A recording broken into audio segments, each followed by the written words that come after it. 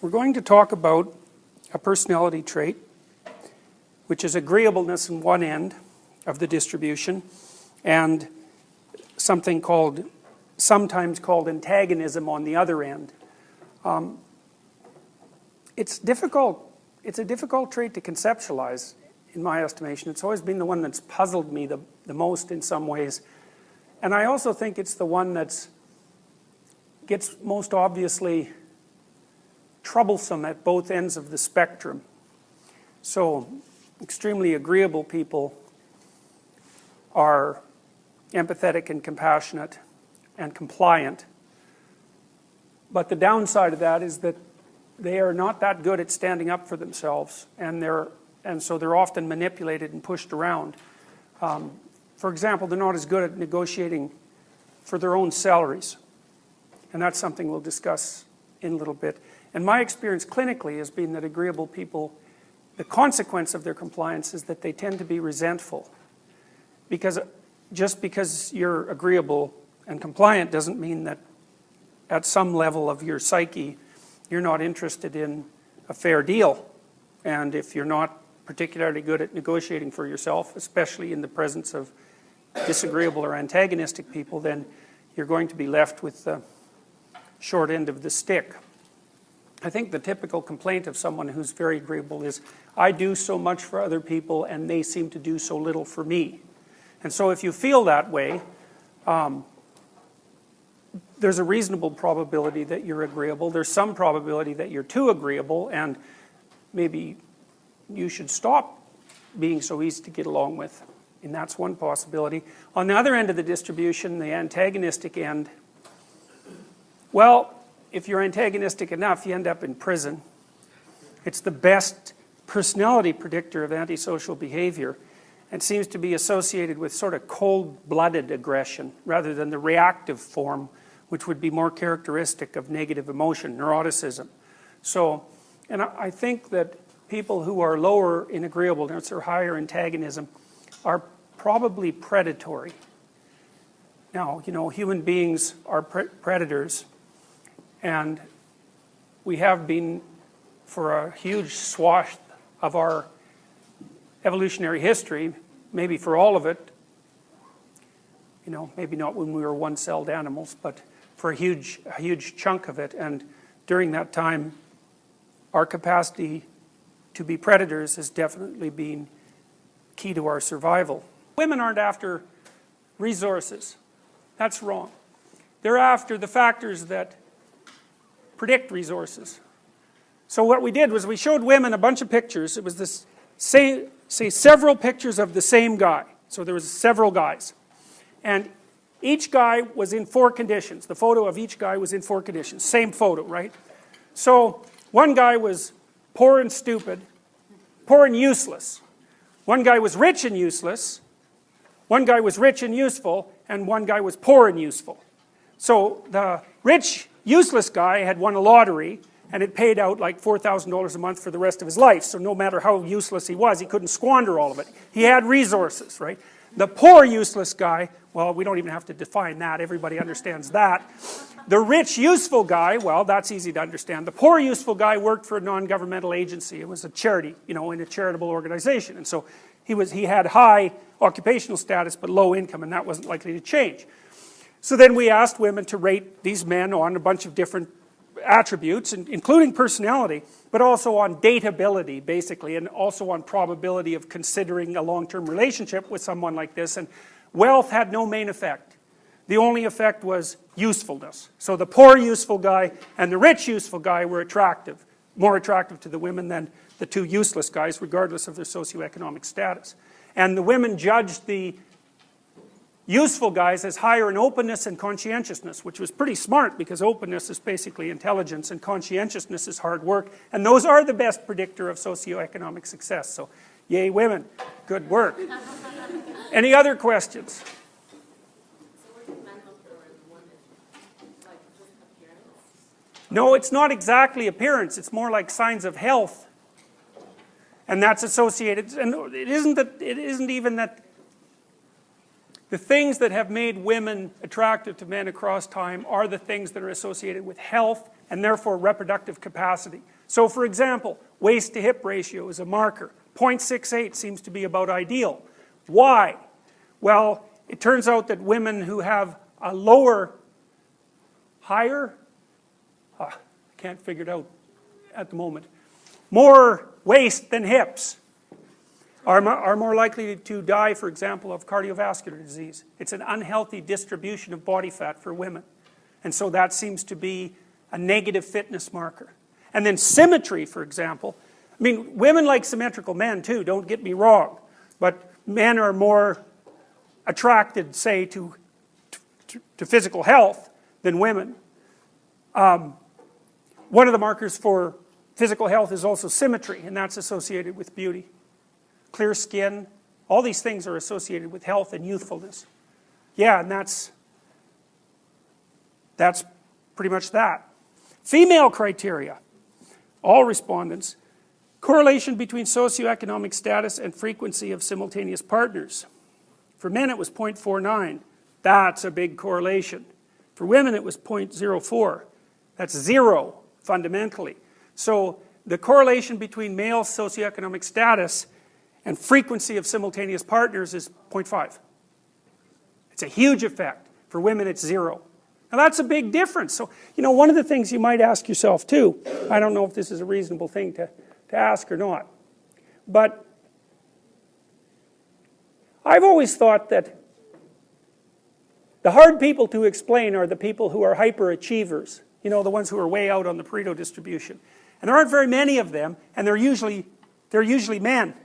You know, so if you look at the median number of publications, for example, that a female academic makes and a male academic, they're pretty much the same. But the mean for men is higher, and that's all driven by a small subset of men who are way the hell out in the Pareto distribution. Now you might ask, well, why is that? Well, it's simple. If you want to be way out on the Pareto distribution, so you're in the top, say, 1% of performers, or even 1/10 of 1% of performers, what do you have to do? Well, first, having an IQ of like 145 or above, that's really helpful. Then you should be insanely industrious. So maybe you'll work 90 hours a week, or 100 hours a week, at nothing but your stupid occupation. And maybe you'll do that for like 50 years. And so if you do that, well, you're going to be in that top 1 in 1,000 category. Well, the issue isn't why there are so few women in that category. The issue is, why are there any men at all in that category? Right? Because it's an insane lifestyle in many ways. You know, it means that there isn't much left there for the rest of your life. You're hyper-concentrating on a single thing. Now, why would men do that? Well, here's a hypothesis. One of the things that drives the probability that a woman will find a man attractive enough to sleep with is his status. So then you can think, well, that's an extra motivational boost for men. Now, whether that's conscious motivational boost or not is not the point. The question is it a boost that might have been instantiated as an evolutionary element of general motivation? Well, men are more competitive, they're more disagreeable, and if they're more disagreeable and more competitive, they seem to do better, especially in high-status jobs, and then women are more likely to pick men like that for sexual partners, so at some point it becomes difficult to avoid the conclusion, especially since we know that the men on the way out on the tail end of the Pareto distribution are disproportionately likely to sleep with many women. So Warren Beatty, I think, 15,000, that was his estimate, 15,000 women. And Kareem Abdul-Jabbar, the basketball player, he figured 10,000. So for every one guy who's got those numbers racked up, that's 10,000 guys who don't. So the male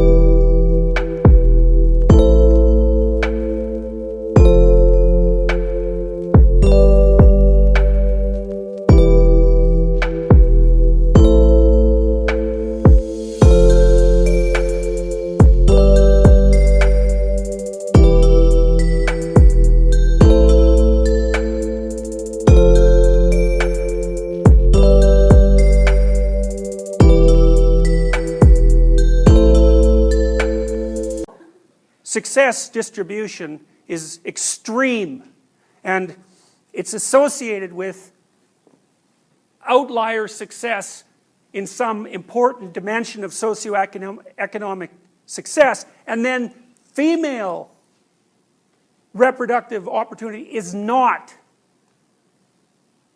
So, you know, is that relevant? Well, you know, it depends on how you think. It's hard for me to see that it can't be relevant. So, questions? You had a question? Like, so what that means is the higher the job, like the higher their status, the more partners they have? Oh. Yep.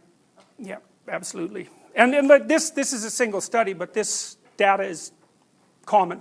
Now, there's some interesting correlates of this. So, for example, you might say, why are males much more likely to engage in homicide? And Daly and Wilson figured this out a long while back, and what they showed was a very, very cool study. They took the level of income inequality in each county in the US and in Canada, and then they correlated that with the homicide rate. And what they found was that the higher the rate of inequality, so the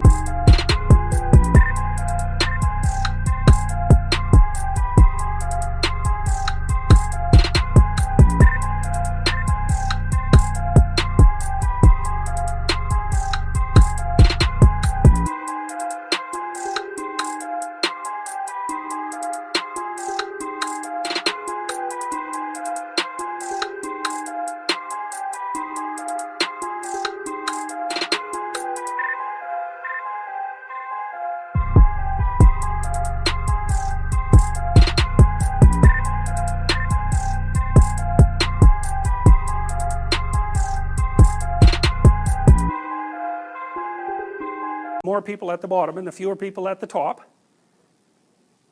the higher the male homicide rate. And the correlation was 0.8, something like that, 0.85. It was like, it's the whole reason. So what happens is that when the competition between men gets intense because hardly anyone can win, then males start to kill each other. Now, Martin and Daly also tried to figure out if that was a good idea, so they studied Chicago. And what they found was, well, most male-on-male homicides are young men, and a lot of them, they're within race, and they're often in dominance disputes. It's like, you know, maybe it's a gang thing. And it's like, well, you shoot me or I'll shoot you. It's like who's victim and who's perpetrator is not that obvious. So what happens in Chicago? Well, typically, the charge is plea bargained down to self-defense. Then no one's willing to testify against the guy because, well, after all, he just shot someone.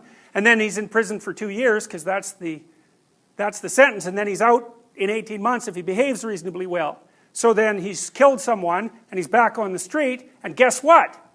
His status has increased substantially.